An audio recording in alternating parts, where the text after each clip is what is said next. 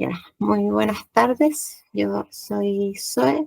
Yo me dedico más que nada, más que a la fungicultura, me dedico más a estudiar dentro de lo posible hongos en su estado natural. Lo que más suelo trabajar es taxonomía, identificación. Con un profesor de la universidad también instauramos el primer curso electivo de taxonomía de hongos, como de micología clásica, por decirlo así, a nivel académico en Chile.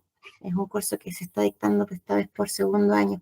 Es electivo para gente de pregrado, así no sé si hagamos a futuro algo más como abierto a gente que no necesariamente es de la universidad. Pero bueno, eso en realidad yo trabajo con el profesor en identificación personal, principalmente, pero también bastante todo lo que es la ecología de los hongos, distribución, interacciones, comportamientos bioquímicos a veces, eso. Así que voy a hacer yo aquí la parte de fundamentos que como ya saben, es el seminario de hongos de uso medicinal.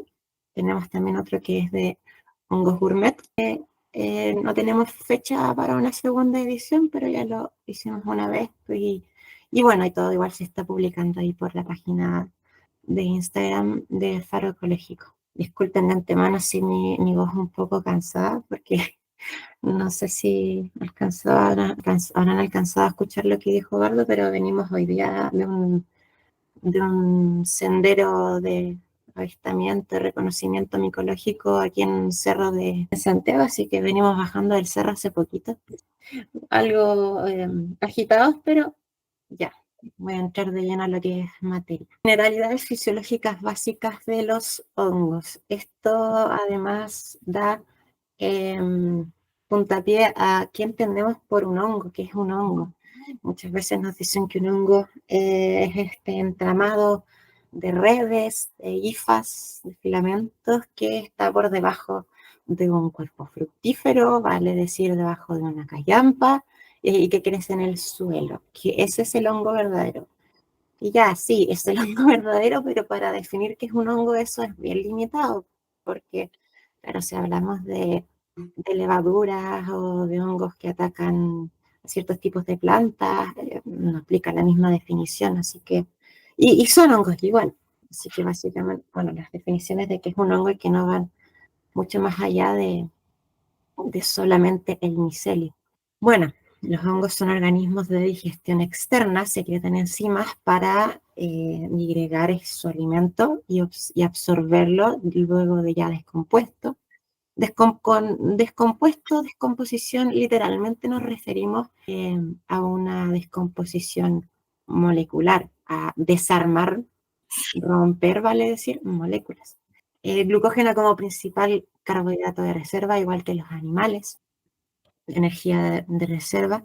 Puede haber aeróbicos o anaeróbicos, tanto facultativos como obligados. Por lo general, los hongos son aeróbicos obligados, necesitan de oxígeno para llevar a cabo sus funciones fisiológicas de procesamiento de la energía, de síntesis de la energía, pero también hay hongos que pueden ser facultativos, por ejemplo, anaeróbico facultativo, que puede también vivir en un ambiente anaeróbico, un ambiente sin oxígeno.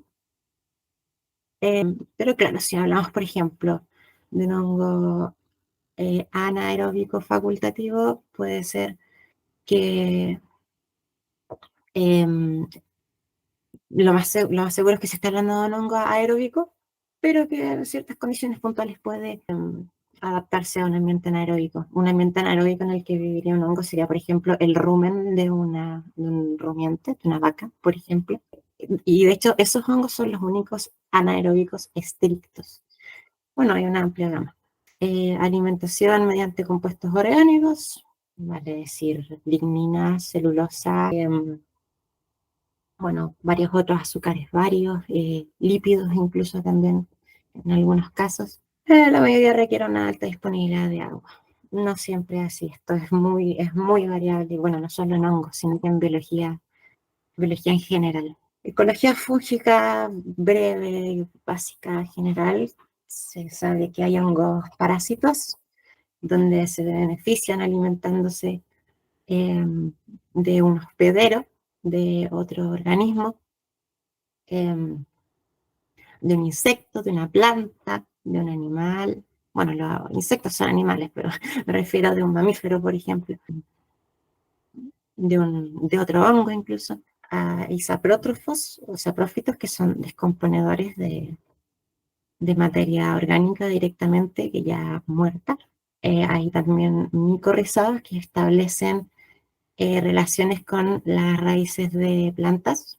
O sea, estrictamente, por definición, la micorriza es una simbiosis entre las hifas de un hongo y las raíces de una planta, o sea, netamente plantas vasculares. No confundir simbiosis con mutualismo. Todo lo que sea una relación entre dos organismos eh, es simbiosis, ya sea por parasitismo, mutualismo, amensalismo, etcétera. Todo eso se considera dentro de la gama de lo que es una micorriza, no solamente mutualista, no solamente positivo para los dos lados. Y tenemos también hongos liquenizados que son simbiontes obligados, como ya dije, tienen que vivir en una estrecha relación de interacción constante con otro organismo, en este caso los líquenes, que suelen estar hongos interactuando siempre con un fotobionte, vale decir, una cianobacteria o una alga unicelular. Bueno, algunos impactos de dichos hábitos. En un glosario aquí, por ejemplo, los líquenes secretan compuestos que meteorizan las rocas para alimentarse también, para obtener nutrientes orgánicos o sea, obtener nutrientes de manera inorgánica de esas rocas, y al meteorizar, que es básicamente descomponer la roca, también se va juntando material. Hay toda una escala geológica, por supuesto, miles a millones de años, y así se van formando suelos. Evitar también, por supuesto, sobrepoblaciones en plantas y animales para el caso de todos los hongos patógenos, también no incluyendo, por supuesto, los patógenos letales. También hay patógenos que conviven sin matar nunca necesariamente a su hospedero, como lo son los digüeños, que bien salen acá. Cuerpos fructíferos, claro, también son alimento de bastantes animales en los bosques, de babosas, varios otros insectos, colémbolos, que los colémbolos no son insectos, pero hay poblaciones considerables de fungívoras de colémbolos, y varias veces me ha tocado recolectar muestras y encontrarme que entre medio o adentro hay muchos colémbolos comiéndose el cuerpo reproductivo, la seta, según lo que colecte. También funcionan como núcleos de condensación para facilitar lluvias. ¿A qué me refiero con esto? Hablo de coalescencia entre microgotitas de agua, que es cómo se forma la lluvia, básicamente, que ocurre una condensación ambiental al bajar la temperatura, y con ciertas cantidades de agua en el ambiente se condensa el agua, que está como vapor de aire, que el vapor de aire, o sea, el vapor de agua, perdón, no se ve en el aire, sino hasta que se condensa, se vuelve líquido en microgotitas, y eso es lo que vemos como nubes, realmente, eso es lo que vemos, eso es agua líquida, pero son, claro, está en suspensión porque son microgotas. ¿Qué pasa? Que estas gotas se unen a partículas de polen, de polvo, de material vario en suspensión, y se empiezan a unir, se siguen uniendo hasta que alcanzan cierta masa en volumen específico y cae así una gota de lluvia. Así es como se forma la lluvia. ¿Ya? Y estos puntos de unión también, además de polen, cenizas, polvo, qué sé yo, pueden ser esporas. Y son muchas de repente las esporas que en ciertas épocas del año están en suspensión en el aire, y que sí también ayudan a que llueva, el solo hecho de la esporulación. Bueno, y también, como dice ahí, la extensión de las raíces mediante micorrizas en el caso de plantas vasculares. Aquí tenemos un ejemplo de no fructificaciones de un hongo que está descomponiendo esa madera, ese tocón que se cortó. el caso de un saprófito. Este es un oidio, un hongo biótrofo que es de plantas, un parásito biótrofo de plantas, que me refiero a biótrofos que se alimenta solamente de las células vivas, en estado vivo de la planta. Por eso siempre no es muy bueno, o está la falsa idea de que, claro, uno tiene las plantas en el jardín y qué sé yo, y que mis plantas tienen que estar, pero perfectas, excelentes, tremendamente vigorosas, sin ningún mínimo rastro de patógeno, porque, claro, llega en cualquier momento un hongo biótrofo, que son muchos, y les encanta, básicamente, les encanta el tejido vigoroso, sano, lleno de nutrientes, y llegan y atacan y se instalan con todo, y ahí ya tenemos un problema en la plantación. Bueno, y esas pelotitas, esos puntitos negros que se ven ahí son cuerpos fructíferos de este hongo que crece en distintos estadios eh, de la planta, o sea, perdón, del hongo, de maduración. Otro ejemplo, una roya, población de una roya, otro tipo de hongos también patógenos de plantas. Una tortuga que se comió cuerpo fructífero de un hongo completo, no sé qué habrá sido, pero quizás una seta. También el caso de las babosas, después de la lluvia, típicamente se comen muchas de los cuerpos fructíferos que vemos en el bosque. Ya, taxonomía. Yo igual entiendo que este seminario sea para todo público en lo posible. Sí, igual a mí me cuesta un poco explicar ciertas cosas cuando hay como que generalizarlas tanto en público que realmente no trabaja en el área, pero yo, bueno, hago lo posible para que se entienda. Así que claro, les hablo de todo lo posible como desde cero. Taxonomía básicamente es la disciplina, no sé si decirle la ciencia, pero una disciplina o el arte, no sé, de catalogar a los seres vivos, de decir, estos son más cercanos a esto, en un sentido evolutivo, en un sentido morfológico, básicamente estudiar a lo largo del tiempo cómo se han separado genéticamente las especies, es decir, esto es más cercano a, a este otro individuo por tal y tal motivo. Así es donde sale todo este concepto de especies, familias, reinos, qué sé yo. Bueno, aquí hay un ejemplo que yo pongo del reino Animalia, que es como lo más cercano que tiene cualquier persona. Que claro, sabemos que tienen un ancestro en común, que por eso comparten todos este mismo reino. Y yendo más a la especificidad, ya tenemos, por ejemplo, todos estos phylums. Al tiro les explico qué es lo que es un phylum, pero tenemos distintos organismos catalogados de distintas formas, por separado, pero englobados aún así en un mismo clado de ancestro común, como lo es el reino animal. Y claro, ahí separamos que los artrópodos, los anélidos, platelimintos, poríferos, qué sé yo. Eso como para entender un poco qué es lo que es la taxonomía. Ahora rápidamente voy a explicar qué es esto del nombre científico. Básicamente el nombre científico se compone de tres partes. Por lo general se ponen solamente dos de estas tres partes. Si hablamos de un nombre científico como lo es Mycena haematopus, la micena, lo que dice ahí micena, es el género de la especie. Básicamente es un grupo de varias especies. Hay muchas micenas, Mycena haematopus, Mycena interrupta, Mycena, qué sé yo. Y claro, todos dentro del género Mycena, y por eso todos tienen este común de la primera parte del nombre.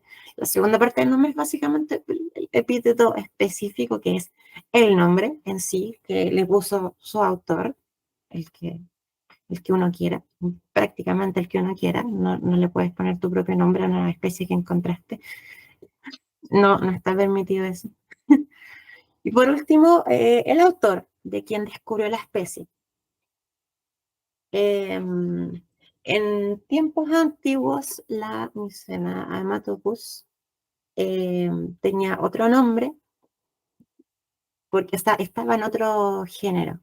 Creo que hace mucho tiempo era como Agaricus haematopus, algo así, cuando recién se estaba empezando a trabajar la taxonomía de estos hongos. Y claro, el primero que lo descubrió era un señor de apellido Persson, si no mal recuerdo, y por eso entre paréntesis ahí dice Pers. Si no hubiéramos quedado con esa categoría, diría, por ejemplo, Agaricus, Haematopus, Pers, y nada más. ¿Qué pasó? Se recatalogó, se cambió de categoría taxonómica esta especie. Y ahí va, en el caso de cuando pasa esto para cierta especie, va entre paréntesis el autor, quien primero describió la especie y después va el que hizo este cambio de género del, de la especie. Pero eso en realidad. Tenemos el ejemplo de la Mycena haematopus.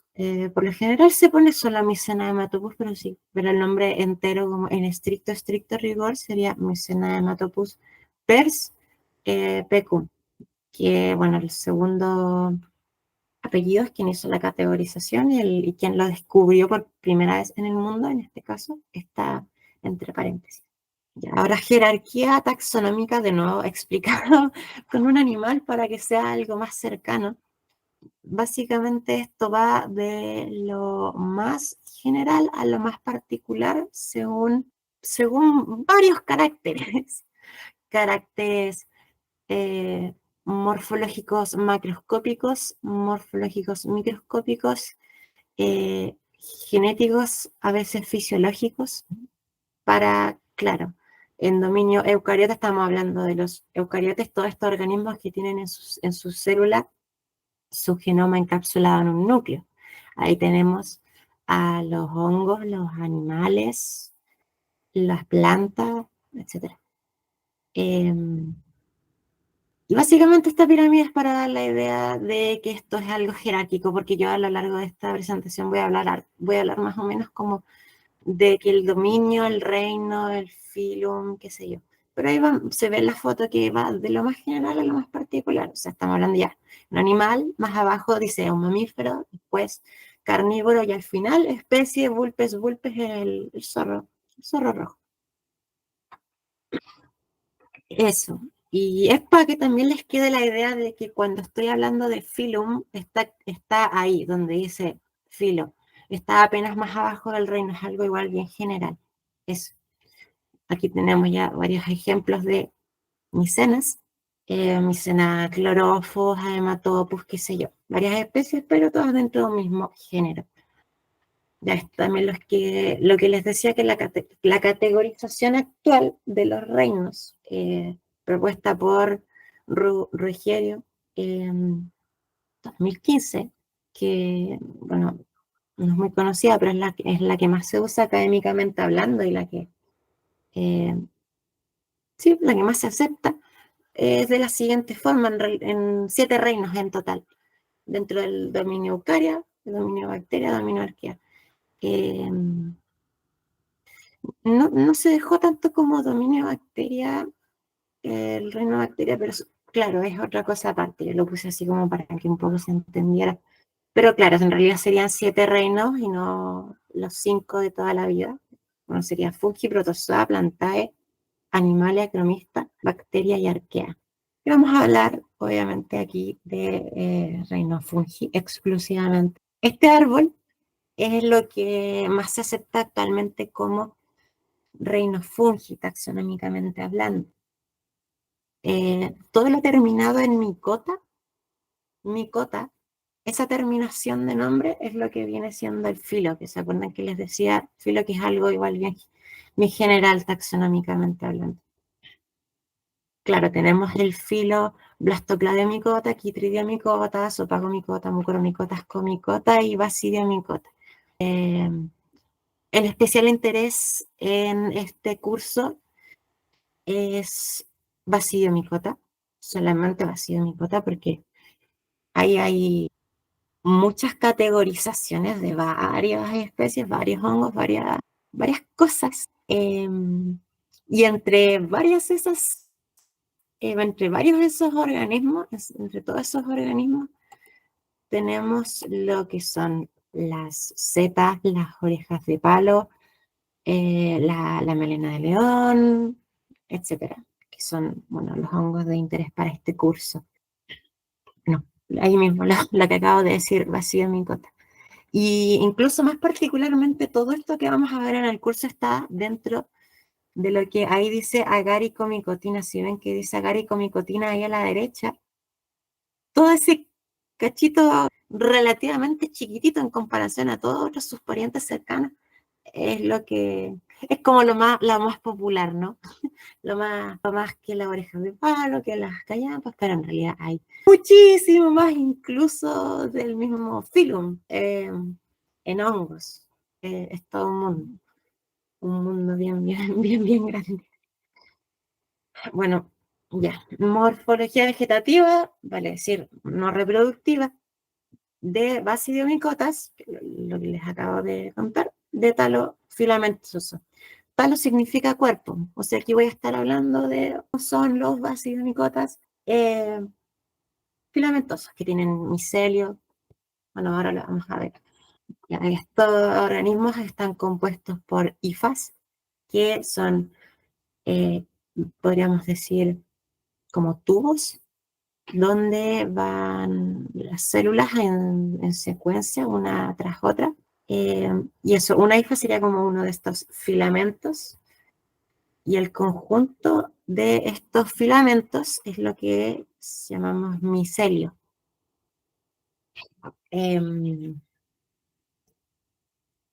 Y eso en realidad van a ver más fotos de lo que les estoy explicando. Este micelio puede ser continuo, septado o septado y con fíbulas. Ya que pasa que muy pocos hongos en lo que es todo el reino fungi son pocos los que tienen septas, lo que es la 2. Todo esto a nivel microscópico, por supuesto. La mayoría son de un micelio continuo, son hifas continuas con entre medio todo el material citoplasmático, con sus núcleos, qué sé yo. Eso por lo que es como reino fungi en general. Pero ¿qué pasa? Que para el interés del curso, lo que más se ve, o lo que principalmente se ve acá, va a tener un micelio septado. Todo va a tener aquí un micelio septado porque dentro de estos grupos taxonómicos son todos septados, el micelio, las hifas. Y particularmente el único que tiene, además de septas, que son estas separaciones entre células en una hifa de corrido, además tiene fíbulas, que son como esas, que también le dicen abrazaderas, o grapas creo que también le dicen, eh, que son esos puentecitos que están al costado de la IFA. Al tiro les voy a mostrar para qué sirven, porque están esos puentecitos. Ahí se ve ya la foto al microscopio que se nota bastante bien, bueno, la diferencia entre lo que es una septa y lo que es una fíbula. Y esto es un micelio directamente de un Basidiomycota. Si ustedes ven un micelio que, claro, tiene septas y tiene fíbulas, tiene como esos levantamientos, por lo general, cerca de la septa, uno dice, no, esto es Basidiomycota, sí o sí, es un pariente de las callampas, las orejas de palo, bueno, y muchos otros que en realidad no son competentes a este curso, pero estaría bueno saber que existen. Ya, ¿por qué está la fíbula? Bueno, rápidamente es para mostrarles qué pasa, que el micelio reproductivo, capaz de dar un cuerpo fructífero en un Basidiomycota, el único micelio o las hifas que tienen la capacidad de hacer esto son las hifas dicarióticas, o sea que tienen 2 núcleos por célula. Esto es una propiedad que, claro, se tiene que conservar a medida que va creciendo la linfa, que crece apicalmente. ¿Qué pasa? Que, claro, primero tenemos eso va de izquierda a derecha. Primero tenemos esos dos núcleos genéticamente distintos. Se dividen en un momento y claro, uno de los que se dividió de atrás se va a quedar atrás y el otro va a avanzar.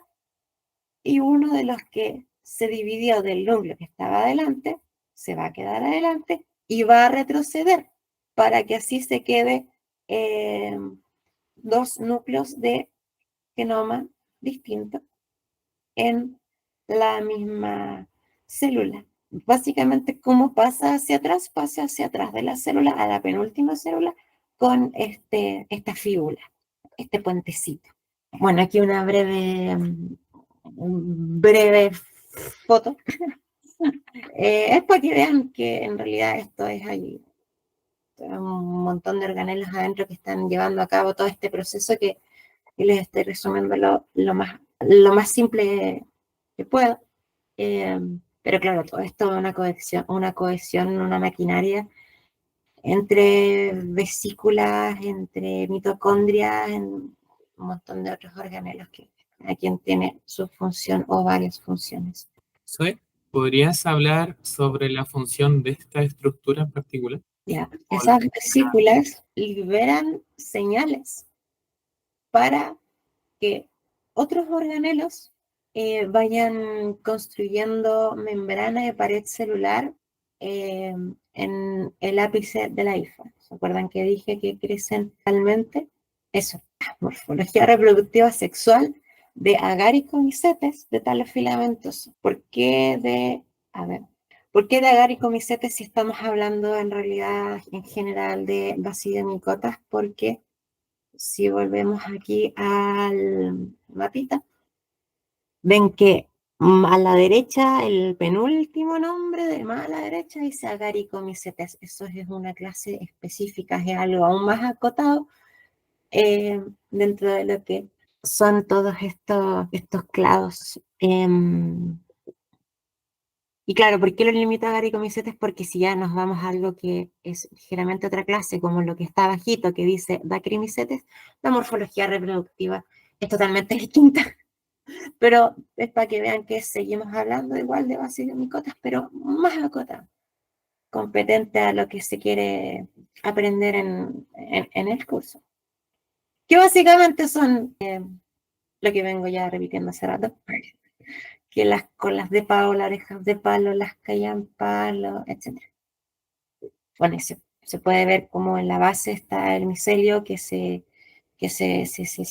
junta, se concentra en un punto, cuando el micelio tiene estas condiciones favorables de humedad y temperatura, se concentra en un punto y empieza a diferenciarse para dar estas estructuras reproductivas. Ya, aquí, esto igual es importante porque es lo que define el que es un basidiomycota. Un basidiomycota está definido básicamente porque en su cuerpo fructífero hay basidias o tiene una forma de reproducción sexual por basidias. ¿A qué me refiero con sexual? Que hubo una conjugación genética previa a esta formación de esporas, hubo una meiosis. Y eso, en realidad, si nosotros viéramos el microscopio, cortamos la lámina, cortamos transversalmente la lámina de una seta cualquiera y la vemos al microscopio, vamos a ver que en toda la superficie de esta lámina está provista de basidios. Estos basidios son células, básicamente, células que en cierto punto empiezan a recibir núcleos celulares de las células que venían más atrás. Y en cierto momento salen estos núcleos de la célula llevándose no sé si está esto aquí más adelante, no, salen de la célula llevándose material celular, o sea, la membrana, citoplasma, pared, etc., creando las esporas. Básicamente son células por las cuales se producen esporas. En este caso, basidiosporas porque vienen de una basidia. Bueno, y hay otras fotos al microscopio y a la derecha una foto al microscopio electrónico de barrido, que vean a lo que me refiero, porque después de que salen estas esporas quedan colgando de unos cachitos de la vasilla hasta que llegan microgotitas de agua condensadas en el aire a adherirse a estas esporas, juntar un peso máximo para salir disparadas y ser dispersadas básicamente por el agua condensada en el aire. Ya, esto más o menos lo que les decía. Ya tenemos la Z que libera ya que recibió los núcleos, tiene un núcleo diploide, ocurre una meiosis, una conjugación genética, después se divide, qué sé yo, terminamos con 4 núcleos en una misma célula y después estos núcleos migran llevándose parte del material de la célula, vale decir, de la basidia, y quedan colgando las esporas que salen dispersadas. La espora cae en condiciones de agua libre. Para que una espora germine tiene que haber agua libre. Con agua libre me refiero a agua líquida. Agua líquida suelta. Germina. Luego de que germinan como pueden ver ahí con una espora, o sea, perdón, con un núcleo cada célula.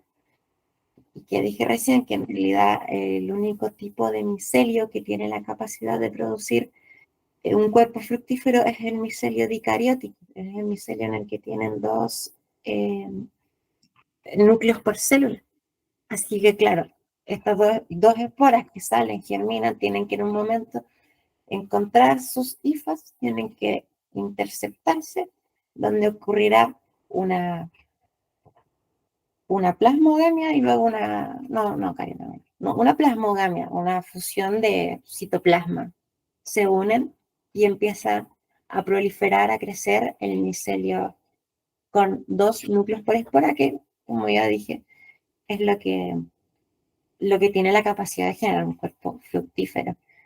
Esto, bueno, quienes trabajen con esporas en cultivo, piensen que la mínima cantidad de esporas para que se dé esto es 2, así que si no van a trabajar con esporas, lo cual no es muy recomendable, después explicaremos por qué. No tienen que preocuparse de esto, por supuesto, porque siempre van a tener más de 2 esporas, van a tener esporas.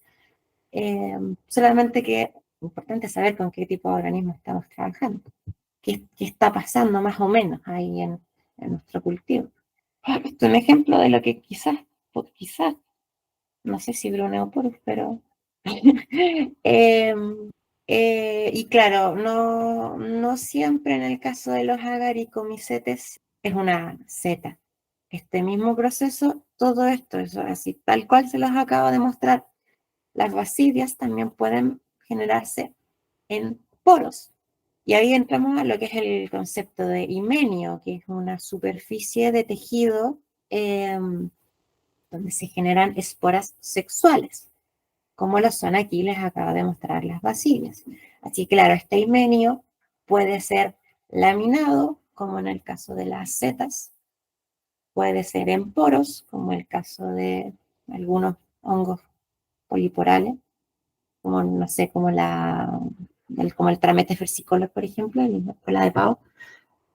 Puede ser liso, simplemente liso, sin nada, liso y ya. Puede ser dentado como en el caso del Ericium erinaceus, como la melena de león, y eso. Ahora lo que es nutrición de hongos. Esto está acotado, por supuesto, como dice ahí, a lo que son hongos saprófitos, aeróbicos y mejor adaptados a ambientes húmedos. Ya, este es un gráfico que a mí me gusta mucho, que está en el libro de Jim Deacon, en Fungal Biology. Básicamente es un gráfico de cómo aprovechan como alimento, como fuente de carbono, como los hongos en general. Claro, a la derecha, o sea, perdón, en el eje horizontal, entonces, claro, va de izquierda a derecha según qué tan compleja es la molécula, y en el eje vertical va de abajo hacia arriba, según qué tantos organismos aprovechan este alimento.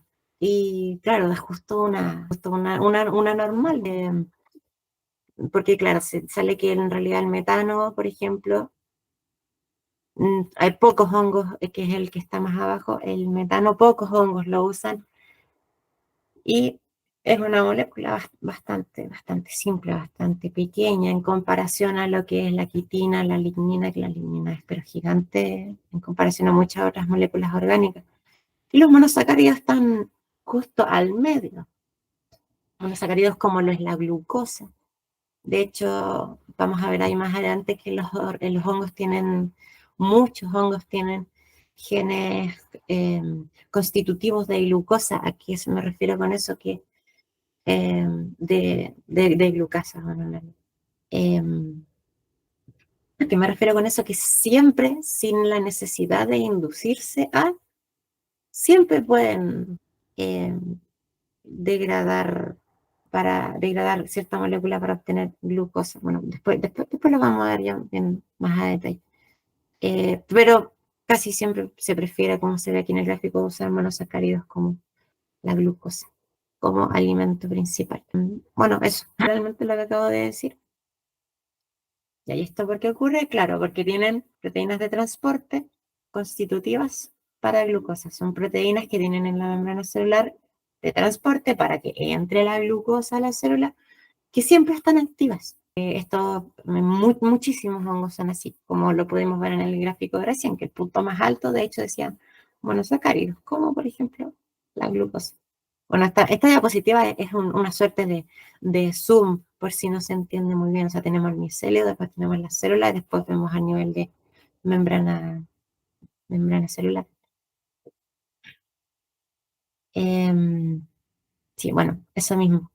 Eso mismo que acabo de decir, que siempre están activas estas proteínas de transporte para la introducción de glucosa al sistema celular. Claro, sí, en ausencia de glucosa se pueden aprovechar otros monosacáridos, otros alimentos. Por supuesto, depende del hongo. Todos los hongos que típicamente se cultivan para la fungicultura pueden aprovechar la glucosa como alimento base, como principal fuente de carbono. Ya, pero entonces, ¿por qué los hongos secretan enzimas? Porque la glucosa en el medio ambiente no suele estar como glucosa y ya, casi siempre está unida a algo más, a una molécula que está afuera del hongo, porque dijimos que son heterótrofos, está fuera del hongo, tiene que romper esta molécula para sacar azúcares más simples y así nutrirse de una forma no tan energéticamente no tan energéticamente exigente. Aquí hay un ejemplo de, eh, uso de distintas enzimas, no, uso de enzimas y aprovechamiento de los azúcares de un hongo en un medio acuoso. Que básicamente este experimento se usó típica Saccharomyces cerevisiae, la levadura que se usa para hacer masas varias, que en el pan, también cerveza, vino, todo eso son la misma especie. Y claro que se puso en un medio líquido con un disacárido semejante a la lactosa y se pusieron levaduras en un medio acuoso. Ya, ¿qué pasa? Que esta supuesta lactosa, digámosle lactosa, que es un disacárido, el hongo sintetiza, secreta esta enzima. Una enzima es básicamente una proteína que cumple cierta función concreta, por lo general de catalizar una reacción. En este caso cumple la función de romper la lactosa, no, la rompe, la desarme, podríamos decir, en galactosa y glucosa. ¿Qué pasa? Que dijimos que los hongos tenían genes constitutivos, o sea que siempre tenían activos genes de transporte para la glucosa. O sea, es mucho más fácil de todos estos trocitos de galactosa y glucosa que quedan al medio, es mucho más fácil para ellos absorber la glucosa. porque no es algo que está siempre activo, no tiene, la maquinaria no tiene que ir a mandar a fabricar proteínas de transporte para este azúcar, porque siempre están. Por lo que se vio en el experimento que primero en el medio, después de un rato, bajaron primero todos los niveles de glucosa y cuando llegó a cero, o prácticamente cero, ahí recién se empezaron a bajar y a consumir la galactosa. Se ve representado en el gráfico de acá, que se ve en el eje horizontal tiempo del experimento y en el eje vertical el número de células de levaduras que había. Porque claro, se están alimentando más, tienen un metabolismo activo y se reproducen activamente por yemación las levaduras. De una levadura sale de una misma levadura, puede salir una, puede salir dos, tres, cuatro, etc. Y claro, se ve que, pero dice, claro, el logaritmo de las células, del número de células, básicamente es la tasa de reproducción, la tasa de división de estas levaduras, que primero era altísima porque tenían toda esta glucosa disponible y en un momento se redujo. ¿Por qué? Porque la maquinaria de la célula mandó a fabricar, podríamos decir, eh, las proteínas de transporte para que ingresara la galactosa. Y volvió a subir de nuevo el pic de tasa reproductiva. Y claro, todo también a la beta-galactosidasa, que fue quien rompió la lactosa en primer lugar. Esto es un ejemplo para que vean que en realidad los hongos se adaptan.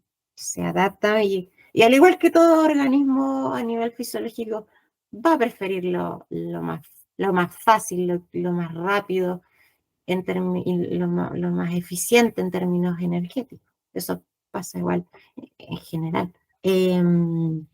Bueno, y también, esto lo mostré en el caso de la lactosa particular, pero para distintos hongos en distintos ambientes tienen distintas posibilidades de alimentos y por ende tienen que secretar distintas enzimas para romper distintas moléculas, amilasa, lipasa, y así va correspondiendo a cada molécula de alimento de interés. Ya, ahora, brevemente, nutrientes minerales requeridos por los hongos. Nitrógeno, principalmente el nitrógeno, una básica, un átomo básico estructural para principalmente construir lo que es el organismo en sí. Claro, mayormente requerido, mayores cantidades que el fósforo y el hierro.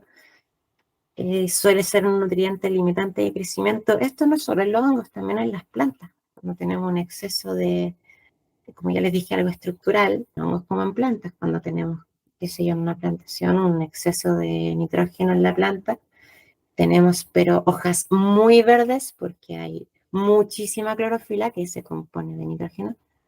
Tenemos hojas muy grandes y claro, no es de extrañarse que tengamos unos frutitos pero ridículamente chicos. Con los hongos también pasa algo parecido en realidad. Suele ser el nitrógeno una limitante para el crecimiento en un hábitat natural. Rápidamente, ¿cómo es usado el nitrógeno? Bueno, según qué compuesto haya disponible en el medio, ocurre una serie de reacciones para terminar en lo que sería glutamina, que es un aminoácido que puede producir otros aminoácidos esenciales por transaminación. Un aminoácido esencial es un aminoácido que se tiene que adquirir de la alimentación y claro, para construir proteínas. No lo sintetizamos nosotros por nuestra cuenta. No nos sintetizan los hongos por su cuenta. Bueno, pueden sintetizarlo por su cuenta, pero a partir de algunos de los otros compuestos que se ven ahí en la secuencia. Y claro, y ese se puede por transaminación cambiar a otro aminoácido, a otros aminoácidos para construir proteínas. Ya. Claro, la mayoría de los hongos prefieren usar amoníaco o amonio, por lo general proveniente del suelo, como fuente de nitrógeno para seguir esta misma ruta que les enseñaba recién. ¿Por qué no agregamos amoníaco o amonio al cultivo en fuente de nitrógeno? Bueno, particularmente, o sea, para empezar, es algo que no tiene por qué ser económicamente. Y además es porque el hongo aprovecha nitrógeno de otras fuentes que también se le pueden agregar al medio de cultivo. No tenemos por qué usar tampoco amonio.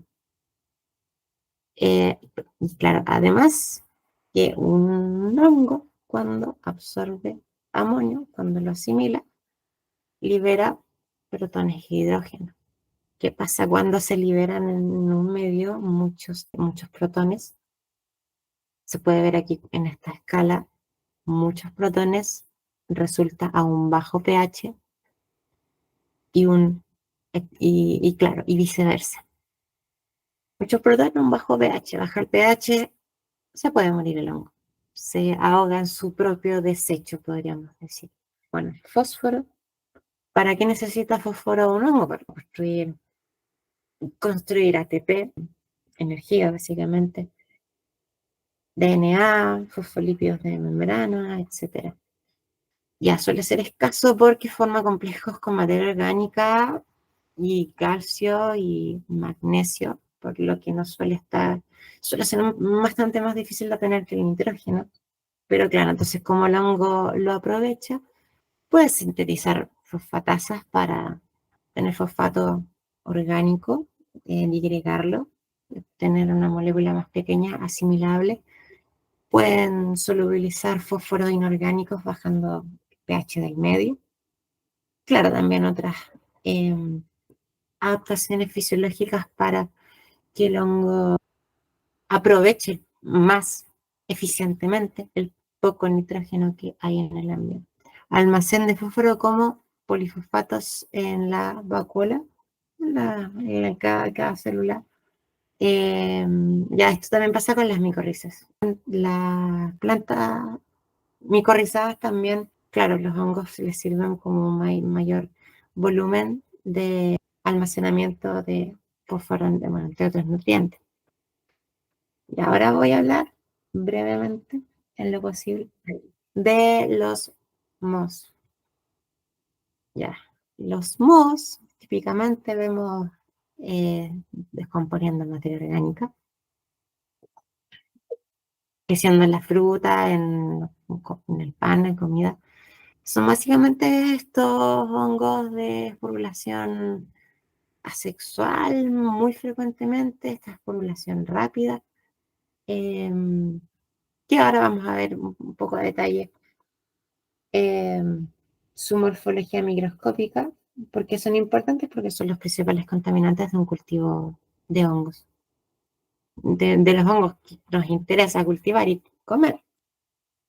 Bueno, un rizopus que crece mucho en fresas, en neurospora intermedia, bueno.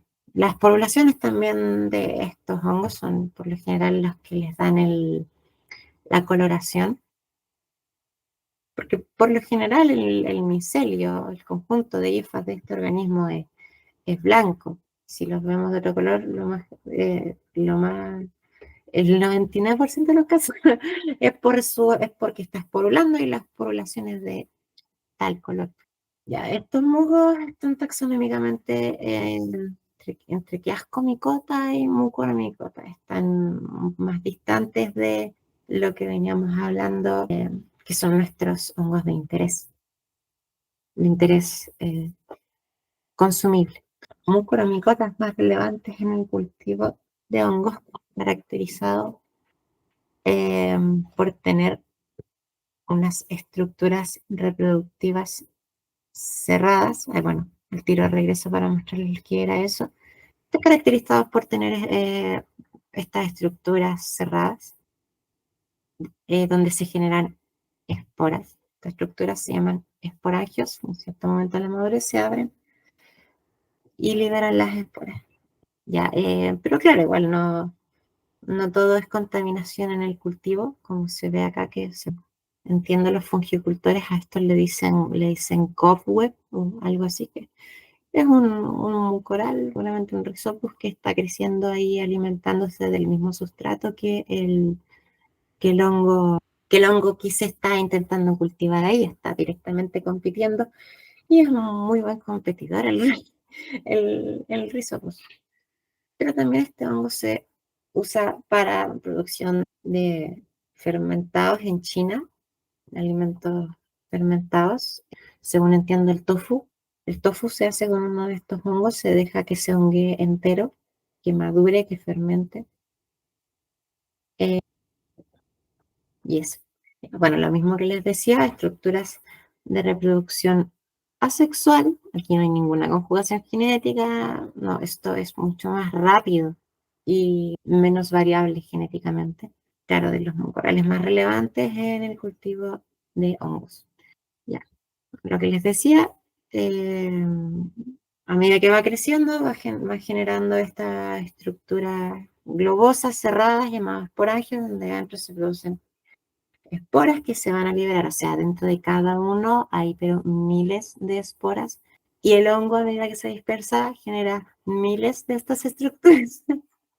Así que claro, para un fungicultor es preocupante. Después de abiertas estas estructuras, estos esporangios, se ve así lo que era